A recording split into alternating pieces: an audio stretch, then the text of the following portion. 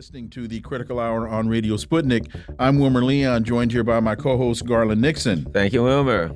Counterpunch has a piece entitled "An Accident Waiting to Happen, NATO Looks to Asia," and it's by Benoit Kempmark.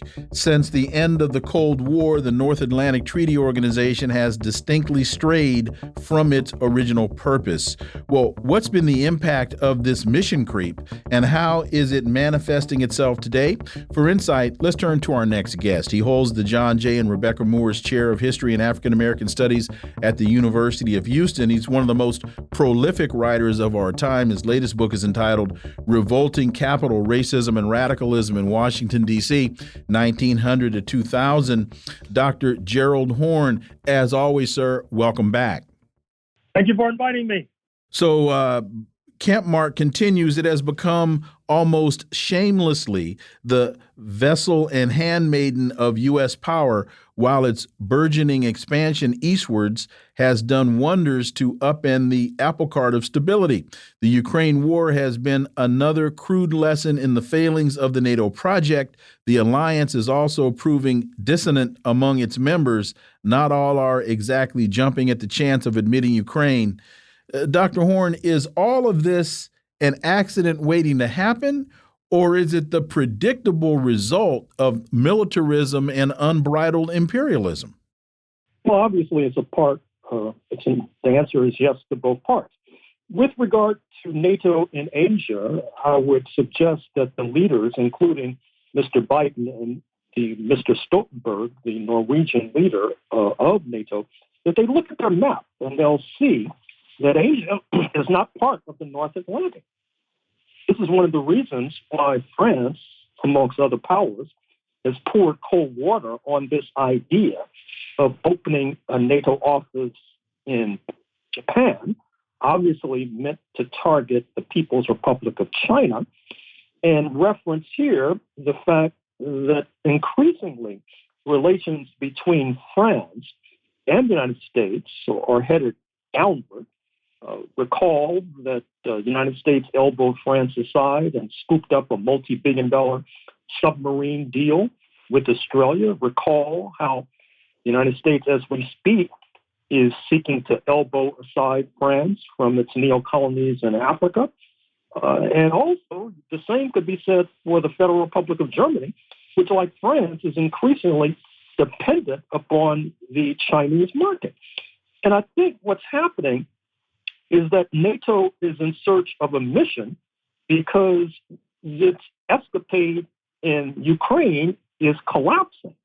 That's one of the lessons coming out of the Lithuania summit.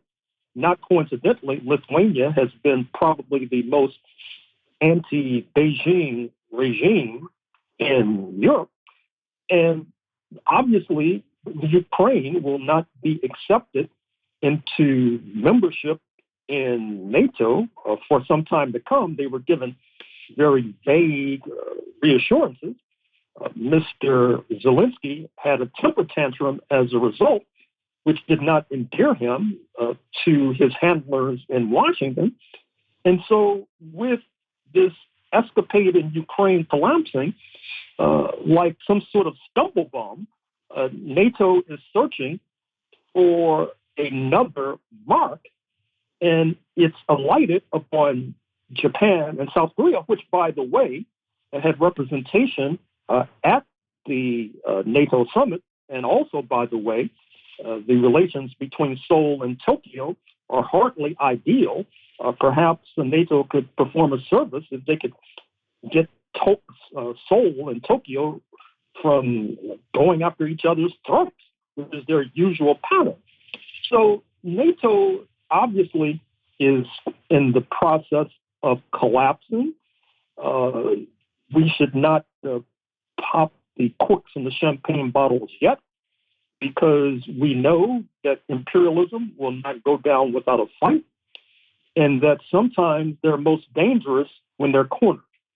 Post NATO summit, I'm sure you've seen the pictures that have gone around, and there's an infamous one of the NATO leaders all joyously celebrating together, and they're hugging and they're talking, and off to the side is Volodymyr Zelensky looking rather lonely and forlorn in a green, apparently issued olive drab outfit and some military brogans on his feet. I mean, the look on his face, the clothes that he has on, and the location away from the other leaders makes it clear. A picture says 1,000 words. What do you get from that picture? And should we get anything from that picture, Dr. Horne? Well, yes, we should infer from that picture that the NATO countries are not willing to pursue World War III against Russia and its ally China in order to rescue Mr. Zelensky's regime.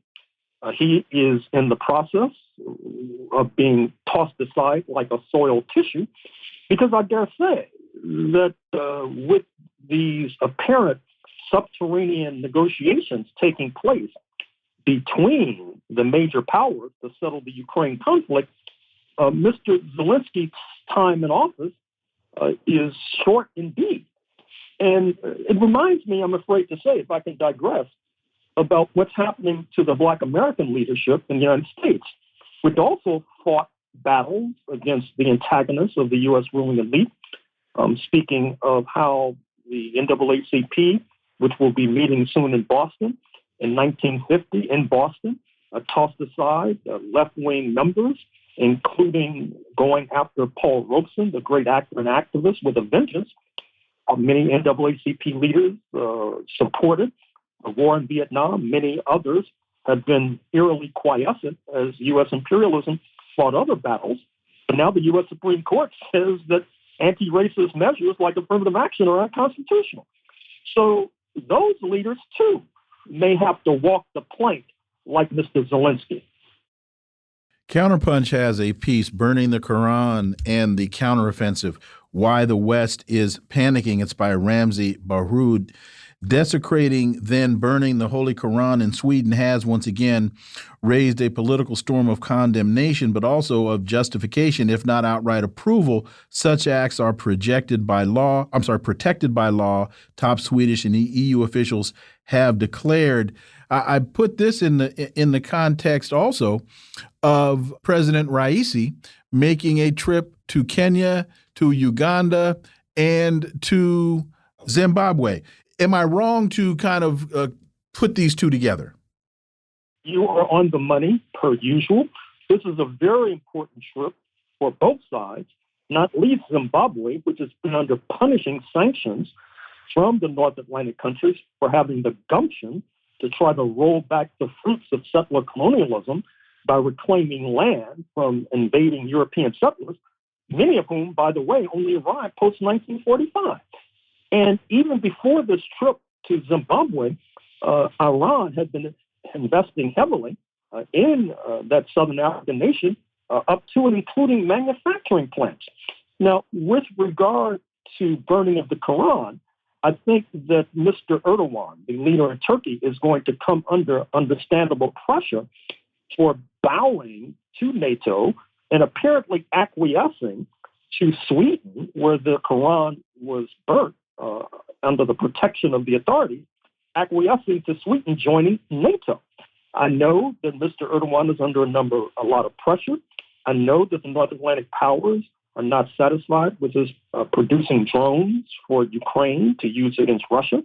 I know that he's been promised F-35 jets from the U.S. military-industrial complex, but I think that he will come to find, as Europe will come to find, that this was a deal that may benefit the merchants and thieves in Washington and the military-industrial complex, but will not be a boon nor a benefit to Turkey nor the European Union, which is now slated for more conflict. Patrick Lawrence has another great article in Consortium News, A Yellen in the China Shop. Janet Yellen did an excellent job during her just completed 4-day visit to Beijing. We're now able to read in the corporate press. The Treasury Secretary managed not to break any more China in the China Shop. Your thoughts on the results of the Janet Yellen trip? Well, as we said before, she had a difficult brief to argue. On the one hand, you have the harebrained hawks back in Washington clamoring for war against China within the next 12 to 18 months because they see the United States losing its hegemony, losing its throne as the sole remaining superpower, so-called. But at the same time, Washington still needs the People's Bank in China to buy treasury bills to keep the U.S. government afloat, and so that these hawks in the Pentagon can continue to have a salary as they threaten China. That's obviously an unsustainable proposition, an unsustainable brief. I'm surprised Janet Yellen was able to escape back to Washington with her shredded reputation barely intact. Certainly, and once again, I would point to the Seymour Hersh Substack, where he suggests that a number of leading U.S. officials see that the writing is on the wall and are auditioning for new positions and looking to jump ship. And he pointed to William Burns, CIA chief in the first instance. And the only thing missing from that article was Seymour Hersh referring to Janet Yellen and her shredded reputation. And Patrick Lawrence quotes her at a press conference. She delivered a line that seems to have gotten more attention, where she says, "We believe that the world is big enough for both of our countries to thrive." And I find that interesting because the undertone to that is to thrive as competitors, when there have just been a number of times when the United States has invited the United States to participate in a number of the technological experiments and advancements that China has developed. The one thing that comes to mind is 5G technology. So your thoughts there, and I can only assume that comment fell upon deaf ears. Well, interestingly enough, she cribbed that comment from President Xi himself. And that was her rather feeble attempt to ingratiate herself with the Chinese leadership.